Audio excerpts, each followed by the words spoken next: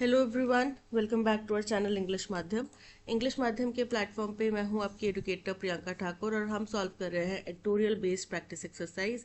Start करते हैं आज का session with thought of the day, that is what you do today can improve all your tomorrow's. यानी कि आप आज जो भी करेंगे वो आपके आने वाले हर एक कल को प्रभावित करेगा, उसे बेहतर बनाएगा। चलिए स्टार्ट करते हैं reading comprehension and exercise for S S C G L 2025।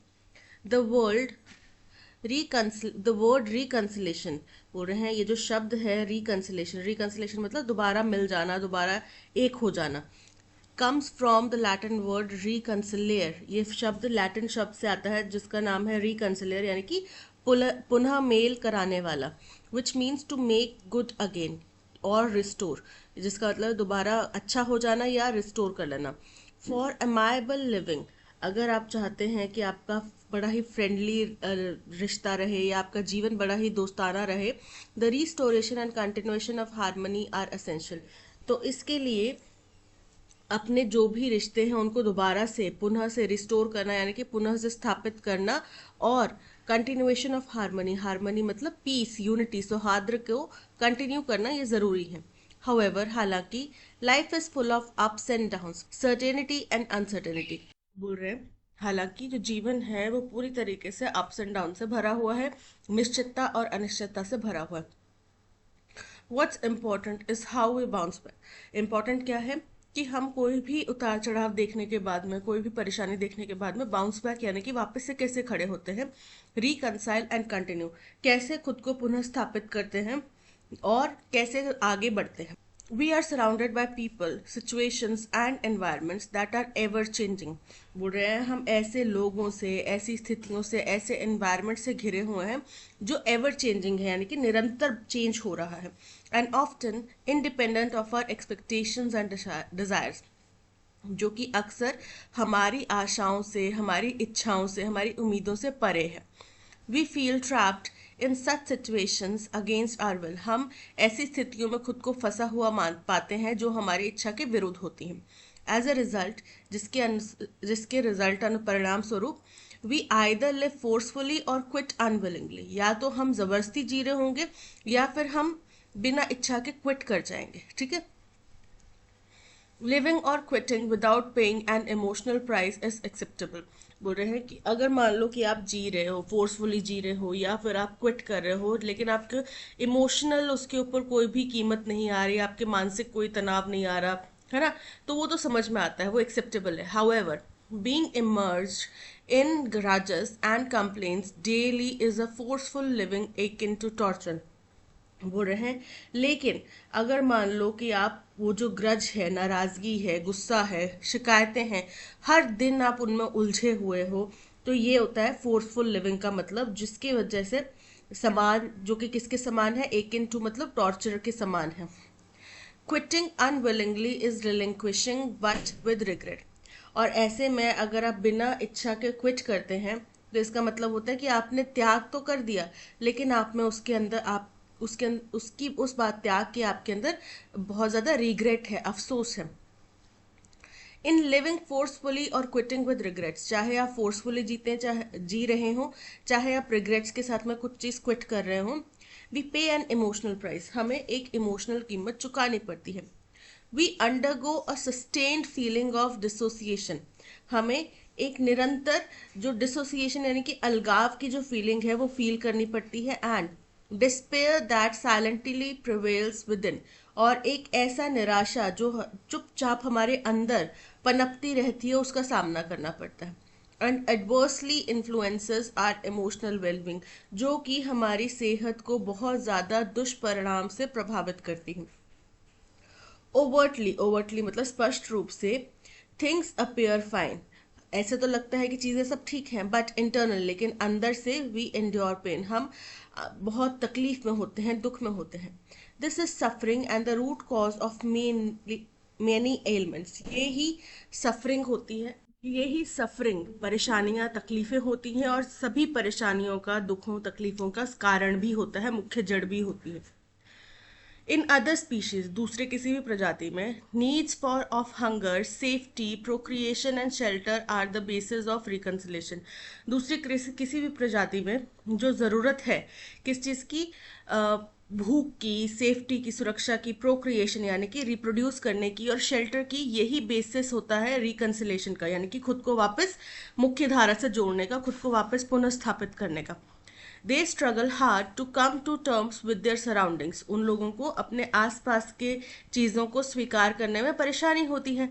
And live in acceptance without grudges and complain, और बिना शिकायतों के, बिना कंप्लेंट्स के, बिना निराशा के वो जीवन को जीने के लिए एक्सेप्ट करते हैं।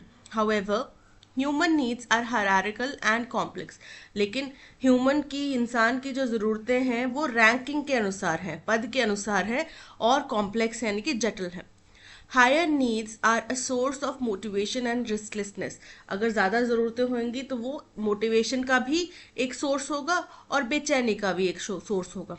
Human beings can imagine, anticipate the future, proactively think and forecast growth.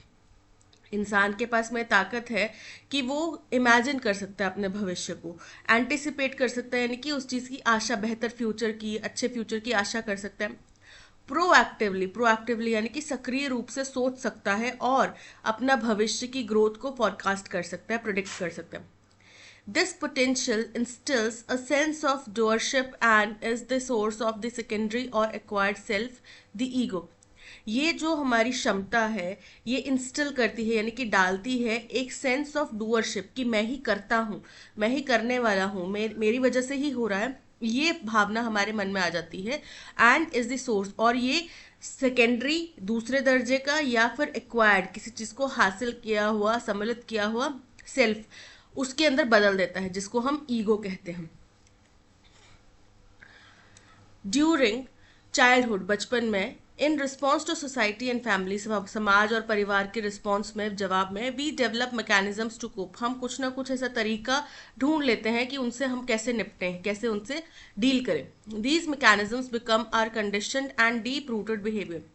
ये जो मैकेनिज्म्स हैं ये हमारे अंदर बहुत गहराई तक गड़ा हुआ हमारा बिहेवियर बन जाता है, which constitutes yet another source of secondary self, जो एक और माध्यम बनता है ईगो का, with which we identify, feel comfortable and find it easy to respond to external challenges, जिसके साथ हमें अच्छा लगता है, कंफर्टेबल लगता है, हमें आसान रास्ता मिल जाता है कि हम बाहरी चुनौतियों का कैसे सामना करें। However, we do not always get a favorable outcome. लेकिन हमें हमेशा ही कोई अच्छा आउटकम मिले, अच्छा रिजल्ट मिले, ये ज़रूरी नहीं। We repeatedly face the choice between forcing ourselves to live with or giving up. हमें बार बार ये चीज़, इस चॉइस से मिलना पड़ता है कि क्या हम अपने आप को मजबूर करें यही जीवन जीने के लिए, या फिर हम गिव अप कर दें। लिविंग और विद और क्विटिंग इज नॉट प्रॉब्लमैटिक। अब किसी चीज़ के साथ में जीना, ज़बरदस्ती जीना या जीना किसी चीज़ के साथ में, या फिर क्विट करना, ये समस्यादायक नहीं है। But being unable to free ourselves from the sustained feeling of despair is. लेकिन जब हम अपने आप को वो जो निरंतर डिस्पेयर की फीलिंग होती है, परेशानी की फीलिंग होती है, उससे हम खुद को अगर नहीं छुड़ा पाए तो ये ज़रूर समस्यादायक है। Reconciliation therefore must happen at two levels. इसलिए reconciliation दो स्तर पे होना चाहिए। Firstly that of ego, पहला तो है आपका ईगो, secondary self जिसको आप बोलते हैं with self, अपने आप से, and subsequently with others, और फिर दूसरों से। On the contrary, इसके विपरीत, we attempt to come to terms with others before coming to terms with self.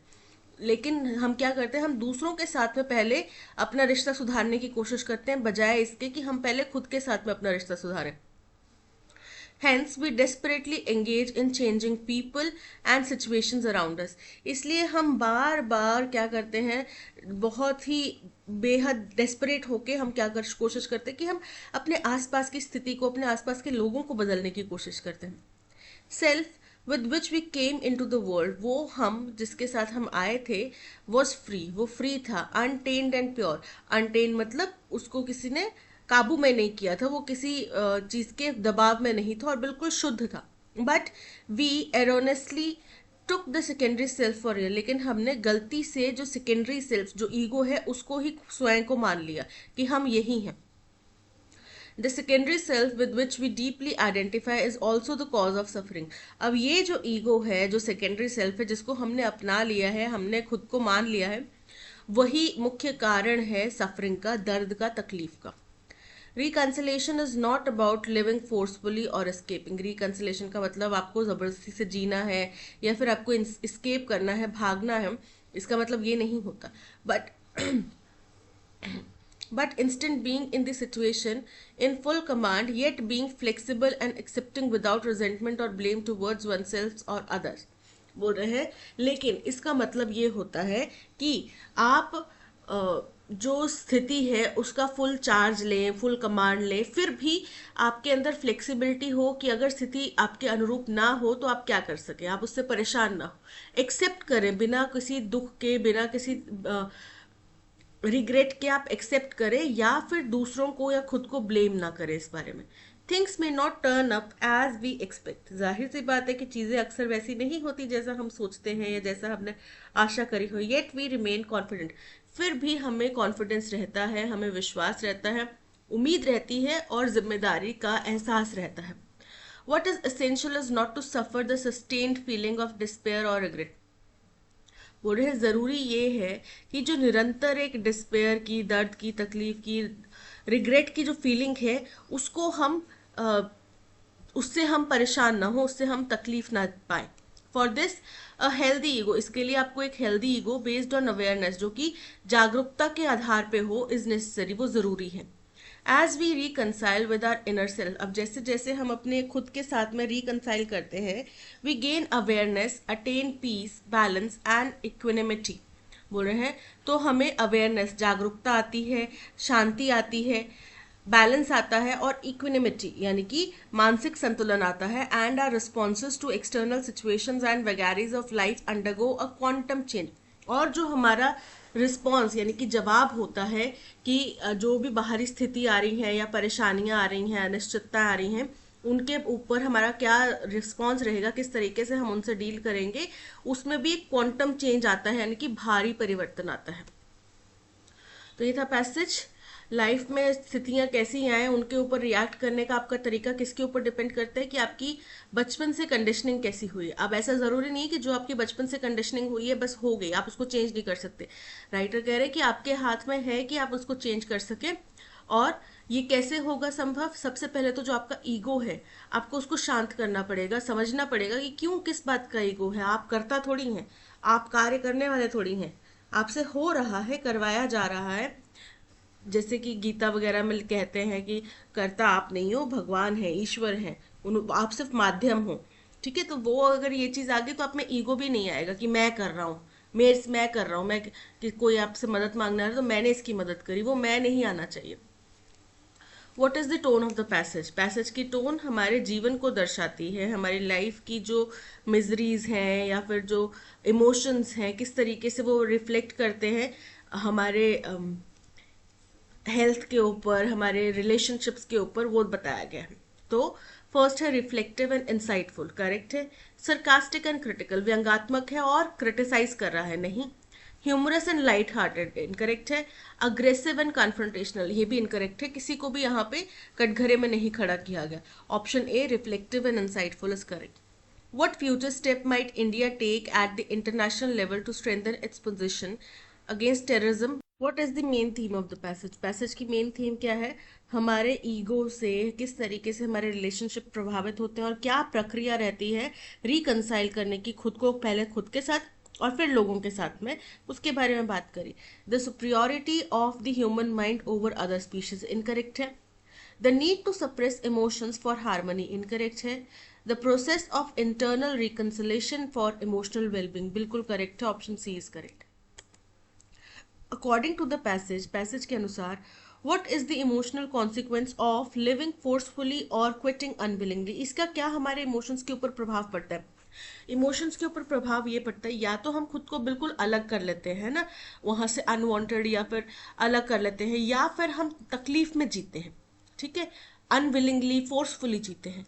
It brings immediate relief and emotional satisfaction, incorrect है। आप खुद सोचो ना कि आपको इमोशनली आप बहुत ज़्यादा परेशान हैं तो आपको शांति कैसे मिलेगी, नहीं मिलेगी।